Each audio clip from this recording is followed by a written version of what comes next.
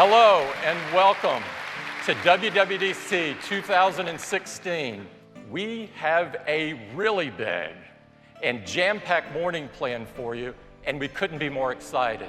We now have 2 million apps on the App Store. We're going to talk to you about 4 Apple platforms: watchOS, tvOS, OS X, iOS. So I am really excited to talk with you about watchOS and show you some of what's ahead. Your app should actually respond instantly. Are you guys ready? Okay, don't blink. That's it. You can just press the side button below the crown to show what we call the dock. You can choose which apps go here, and you can quickly scroll through them. With the watch face now, we've added Control Center. You just swipe up from the bottom, just like on iOS, and very familiar.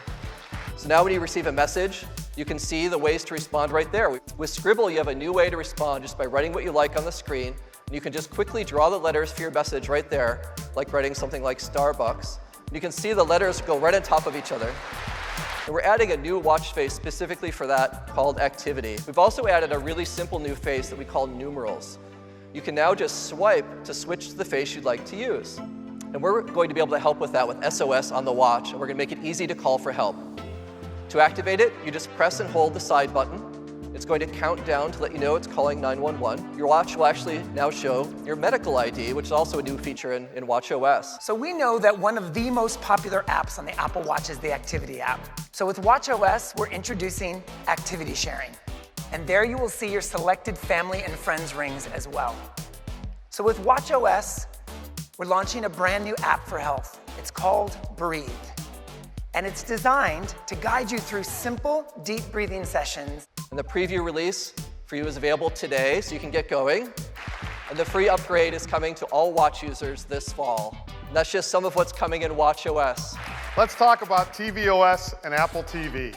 We now have over 1,300 video channels. And we have over 6,000 native apps in just 7 months. And so we're making a new version of the Remote app. This is what it looks like. It's got a beautiful now playing screen with playback controls, but most importantly, all the features of the Siri remote. Siri changed the way we interact with our television, and we're making it even better because now you can search movies by topics. Find high school comedies from the 80s. Now, Siri actually searches over 650,000 movies and TV shows now. But what about YouTube? Search YouTube for Steph Curry's three-pointers. We've got a great new feature called Live Tune-In. Watch ESPN2. Taken straight to the action. Single sign-on. To dark mode. And all of you will get a developer preview today, and our customers will get it this fall. The name of the world's most advanced desktop operating system is now macOS. Our latest, newest OS X is macOS Sierra. Auto unlock, like this. And we're in universal clipboard. But what if when you were on even your iPhone and you found some text and you just went to copy it, that when you then went to your Mac, well, you could just paste it right in. So let's make our desktop available on our other Macs as well, and have those files be available to us on the go on our iPhones. Next up, optimize storage. First, it helps you make room for the files, your new files, by keeping your older ones up in the cloud. But we also want to make it easy for you to get rid of files you'll never use again. We turned on all the switches for optimized storage, and we went from 20 gigs free to 150 gigs free. We're bringing Apple Pay to the web. When you click it, a sheet comes down and actually prompts you to securely authenticate your purchase using continuity right on your iPhone with Touch ID. Picture in picture. Well, now you can push the picture in picture button. Your video goes into a nice little pip. Hi, it's me. It sure is great to be on the Mac. Show the files I worked on last week about the offsite. Have I ever told you your filing is so stylin'? Sierra is available to you developers in developer preview form today, and we're doing a public beta in July. You can sign up now at beta.apple.com, and it'll be available to everyone else in the fall across all of these systems. pleased to introduce iOS 10. In iOS 10, we've redesigned the experience of the lock screen. I just raise my wrist and my phone wakes up just like that. This is especially great with messages. Let's 3D touch into that one. And here you see, I see the message that was sent to me. I can respond right here. Control Center is available from the bottom of the screen as well, but if I swipe over, you see we have a special area for our music. We made it easier than ever to get at your camera from the lock screen. So I can just slide over from the right, and there's my camera. And we've made it easier than ever to get at your widgets. Just slide over the other way, and if I want that widget available to me at all times on my Today view, I can just add that widget like that. If I tap in, live action. Siri, because we're opening up Siri to developers.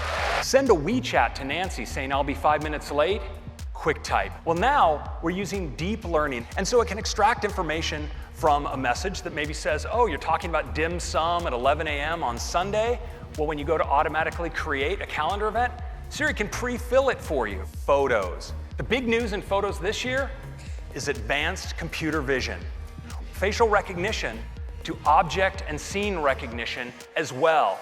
We can bring forward things like trips. We can figure out that you might want to see photos of a highlight reel of the last weekend, or we can bring forward memories of people that are special to you and topics. Most important, we pull these together into an intuitive user interface. Let's get started with Maps. It's more proactive.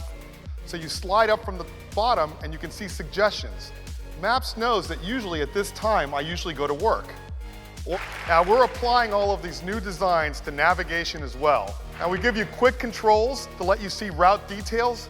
So now you can even look and see on your route where food or gas stations are, and Maps will tell you how much longer it'll take if you go to any one of those. Music.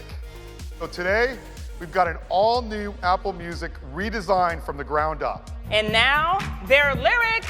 So come on, we're gonna rap. Let's talk about news. It starts with an all-new design. That's why we're introducing subscriptions.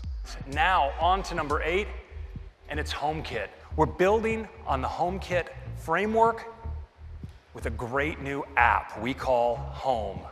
When you launch the Home app, you get to see your own personalized wallpaper and all of your accessories, no matter who they're made by, and you can control them so easily. Number 9, phone. So now you can actually get voicemail transcription of your number 10, and this one's a doozy. It's messages, because now we have rich links. And it's especially awesome when you get shared with things like video, because they can play right in line. You know, people really love emoji, and now we've made them 3 times bigger. And to help you always reach for the right emoji, we're providing emoji predictions as you type. When you tap on the emoji button, we'll highlight all the emojifiable words there, and you can just tap, tap, tap, tap, and emojify. We have bubble effects. So if you want to say it loud, you can say it loud. You know, sometimes you want to get across something personal. And invisible ink gives you the way to do that. So you can just slide your finger across the bubble and clear away. And so now we support handwritten messages. Think handwriting bubbles. You see when it comes across, the care there is the ink just settles in. And of course we support digital touch as well, so you can send these very lively sketches. And sometimes what you say really deserves using the whole screen. So now messages can do that as well. And so we're opening up messages to developers as well with iMessage apps. With iMessage apps, iMessage has an app drawer. All of you developers can get the developer preview today. And again, we're doing a public beta this July, and iOS 10 will be available to all of our users this fall. Swift is a powerful and intuitive programming language, so today we're introducing a new app for iPad. We call it Swift Playgrounds, and they'll be able to do it right on their iPad. So we're releasing it with the developer preview today. It will be in the public beta next month, and it will be in the App Store when iOS 10 ships in the fall.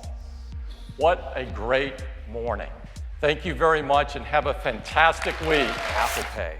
So of course we wanted to bring this experience to the Mac.